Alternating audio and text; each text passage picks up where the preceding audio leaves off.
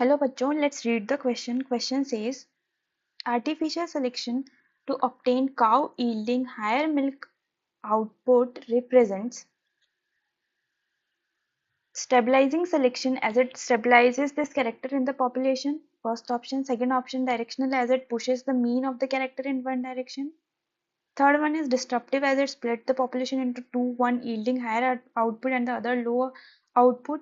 And the last option says that stabilizing followed by disruptive as it stabilizes the population to produce higher yielding cows. तो यहाँ पे जो की concept होगा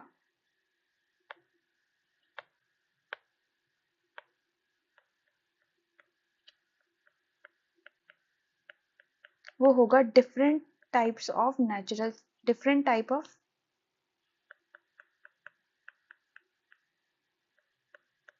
natural selection.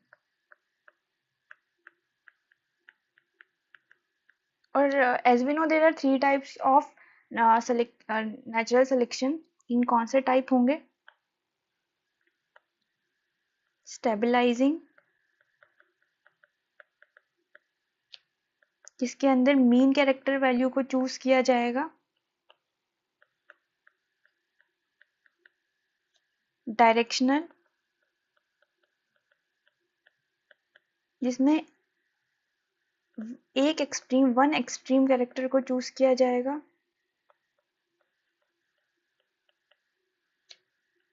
Last one is destructive, जहां पे दोनों कैरेक्टर एक्सट्रीम कैरेक्टर को चूज किया जाएगा.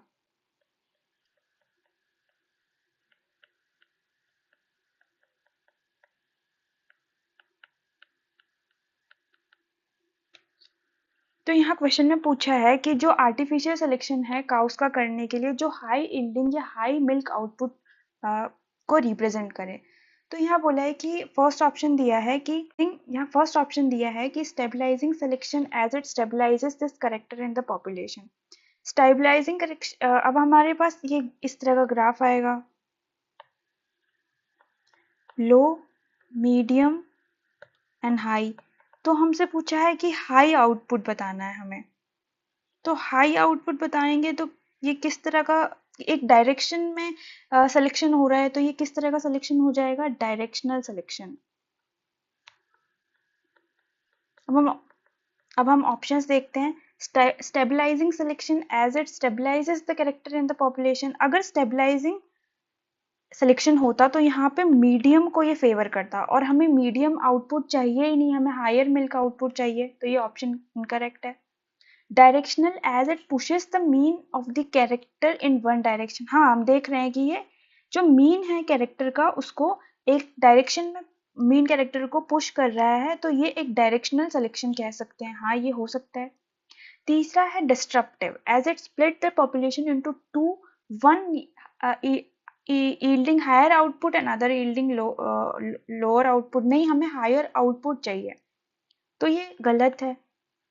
लास्ट ऑप्शन है stabilizing followed by disruptive as it stabilizes the population to produce higher yielding cows. नहीं, ये ऑप्शन इनकरेक्ट है. तो यहाँ जो करेक्ट ऑप्शन होगा वो होगा B. I hope you understood it well. Best of luck.